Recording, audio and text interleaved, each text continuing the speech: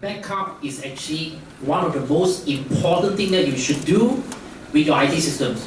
Whether it's a server, whether it's your personal data, or on your laptops, on your PCs, backup actually solves a lot of things. Because knowing that you have a good copy of the data or your programs somewhere safe, not on the thumb drive that you plug onto your PC, somewhere safe, hopefully isolated from your system, having that, it can solve a lot of problems. So number one is backup. Because having that, even though the entire IT system gets wiped off, you have a backup data somewhere in a separate thumb drive at home, you burn into some CD, in some remote storage that is very secure, then you're fine. So firstly, backup is a good practice, whether you automate it or do it manually, regularly back up your documents and data. And then very important thing is this, keep multiple versions of the backup. So preferably if you do a backup today, you may want to actually name it with some timestamps or whatever, or you store it differently with a version number and so on. Because imagine you have this automated backup to, say, Google Drive or Dropbox, for instance. So when you know Google Drive, have you anyone used Google Drive before? Or this shared drive? Because it's auto sync. So when you write to this local copy of your PC, it's synchronized automatically to the remote. If you rename a file there, the file there will be renamed. If you encrypt a file there, it will be the backup copy will be encrypted. That's how the syncing works, synchronization.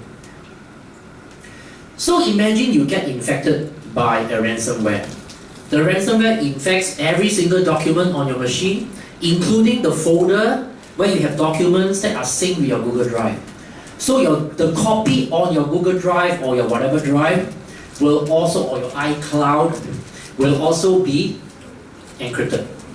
So it's as bad as no backup at all. So, but if you have a multiple version, let's say your active version is called my important contract.doc. But after I back up, I actually kind of like remotely make copies of those backups, preferably not necessarily on the cloud or somewhere else. I give you the version number so that your active document is always called my important document.doc, but the other one is like my important document.v1 or backup1.doc, backup2.doc, or even a timestamp 20180329.doc. So with versioning, it's very important. If you cannot do it yourself, you can engage service providers who are providing backup services that can do for you. Alright? Isolate your backup, I cannot emphasize enough. Okay, so backup is one. Second, blocking. You all have, I think most of your PCs or laptops will have antivirus. How antivirus typically works is, firstly, they use signatures. So every single bad malware, whether it's virus or it could sometimes be even ransomware, they will actually recognize them by a signature. A signature is like a fingerprint. Every single virus, malware, ransomware will have a signature. So once they have collected enough information or they have a sample of that malware or ransomware, they can generate a signature and add it to their signature database, send it to you, push it to your PC, and now your PC is protected for that particular ransomware. However, ransomware keeps changing. New ones are coming out. They cannot cope with this. That's why, as I earlier mentioned, clients that we have seen before, they do have very, very reputable antivirus software, but yet they actually got infected. That's because they cannot catch up with this rapid development of the new ransomwares. Okay, so you would need something else to complement your antivirus. So preferably is another software that complements your antivirus that works on the basis of blocking unknown programs. So basically the concept is this: rather than trying to detect, is this a bad guy, is it a bad guy, I would say, who are all the good guys who are allowed? Those that I don't recognize in my list, this is not Microsoft Office, this is not my PowerPoint document or PowerPoint software, this is not my legitimate accounting software. Anything else that try to run on my PC, I block it. I don't let it run. So that one is kind of like creating a clean room, so that things that I don't know, a foreign thing that comes to try to run on my PC, I block. So this is a very new concept, maybe not new, but it actually works very, very effective against unknown malware. I'll talk a bit more about that. keeping system software up to date, a lot of times you can get infected, especially you see how the ransomware process is. I have a very curious user, I click on the email link, I download the software, then not knowing it's ransomware, I get infected. But then all my colleagues who are connected to the same network as me might be attacked depending on the ransomware, how aggressive it is. It might hunt for other PCs on the network and try infecting. Even though those are not curious users, only I'm curious. I'm the bad boy. I'm the kind of vulnerability point. But because of me, I cause all my colleagues' PCs to be infected with ransomware as well. So if your software is up to date, typically it's harder, not necessarily, but it's harder for the ransomware or any malware to propagate. And then awareness, basically just be cautious with whenever you open an exception, stop being too curious, and also I hope in your organization you can have security awareness program, especially a large one, you can invite all your employees, invite consultants to come talk to your employees, run a program. So that's possible. Okay, so when it comes to backup, at a personal level, I think you can use a thumb drive, you can Google Drive, but at the enterprise level for your company, for your organization, for your banks or whatever. So should you be looking at a private enterprise backup or a managed cloud backup? So there are pros and cons and also costs involved. So over here, when you do an enterprise backup, you have your own storage hardware. Basically, you host it yourself in your data center. And then it could be on-premise, inside your company itself, or in some data center that you have authorized. And then this one, you have full control of the backup. And then data encryption is optional because you fully control the hardware. And then, of course, when you invest in this kind of backup solution, you need more capex because you need to acquire the hardware and also operating costs. And then you require internet expertise. On the other side, there are providers that will provide managed cloud backup. Basically, they set up a kind of cloud, basically a bunch of servers, redundant servers in the data center. So these are owned by the service provider. It's on the cloud. It's fully managed, so you don't need the IT expertise for that. Especially if you're an SME, you might not want to have the full-blown data backup team. Okay, and data encryption is recommended because can you imagine if you have a lot of private document, let's say your company payroll, you are an accountant, and then or some legal document, then you auto sync to Google Drive. You know those files are not encrypted, right? They are not. These are your private files and they are not encrypted on the cloud.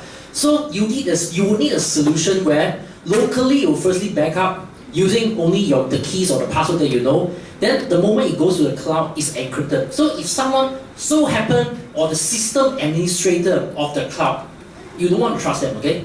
So the system administrator of the cloud, they will have access to your copy, but it's all garbled data because you have encrypted it. But if you say go to Google Drive, you really have to trust Google employees. That they don't go in, their system actually won't go in. Hey, what curious, what is this document? Oh, this company is trying to do a merger. So this kind of things. So you might really want to do encryption for important documents before you back up to a cloud storage. Okay. Now, just now I'll talk about blocking. So now it's a trend that we are trying to promote this whitelist-based protection. So antivirus traditionally is a blacklist-based protection system. Basically, you blacklist something, or this is not allowed, so I ban it. But whitelist is a different thing. Firstly, all the programs in the approved whitelist, let's say all the, as I mentioned, Microsoft Office, AutoCAD, all these authorized programs, well-known authorized programs, or special programs that your organization is running, maybe a custom-made banking solution that you're running. So all these EXE can be white-labeled, and then it goes to your corporate whitelist in addition to a global whitelist. So you see, antivirus company, they maintain a global blacklist. But in these solutions, we maintain a global whitelist with a customized corporate whitelist. So with this, you do not need to worry about unknown software anymore because anything that I want to allow to run on my PC is already allowed in the whitelist. So anything that is not in your whitelist should be banned. Okay, can you imagine? Then you say, what if your whitelist is not updated? It's not as bad as your blacklist is not updated because when your blacklist is not updated, you get infected by ransomware. When your whitelist is not updated now, at most you don't get to run the program you want to run for that day. Then you just inform your administrator, say, hey, I want to run this. Can you please authorize? Okay, they double check your binary is safe, then they let it run. So you can see that It is not being able to run a software, just a small inconvenience for maybe 10 minutes before your corporate admin update it. It's much better than you get infected with ransomware. So the whitelist approach is something that we try to educate the public to, in the sense that, okay? So basically any other program we block. So this is something, a new concept that we are trying actively promoting. Okay? And here at eLog we also develop solutions like that to complement, not to replace your antivirus software. Alright. So another thing is, how do I know that someone could be in my system or fiddling with my stuff? So basically we are looking at prompt mitigation requires early detection. Because if someone is in your system, it is difficult for the person not to alter some data. Okay, stealing is one part, that is like the data loss protection, is totally another domain. Okay, DLP they call it, but we are not talking about that data leak. We are talking about monitoring the integrity of your system. Okay, basically there are two approaches. You can do an on-premise integrity monitoring. Basically, let's say you have many servers, your data servers, your web servers.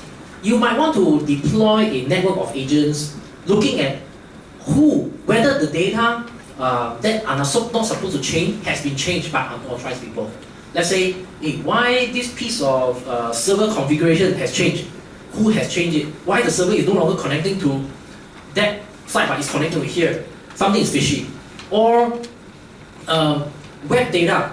Why my website certain programs are missing or are being tampered with, right? So then you have this internal monitoring that acts in real time, and in fact you can make them do automatic recovery if you want to. In other words, right, you get alerted, hey, someone has changed my, say, website or whatever. Then you get alerted, and then the beauty is automatic recovery has taken place. So this is another possible approach about early detection of data violation. Another part is, let's say you want to do away without this, I don't have IT people to maintain all these things. I don't want to install these things. Of course, let's say you have a public-facing thing. Let's say a service that you're offering to, let's say you operate a law firm or in banking, you operate an online banking system. So you probably want to have an external view of your website. Let's say, for instance, I know a lot of times in your corporate, especially large corporations or banks, you already have a lot like so-called intrusion detection system, while monitoring whether the server is up or down. All this you have already, I believe, especially larger firms.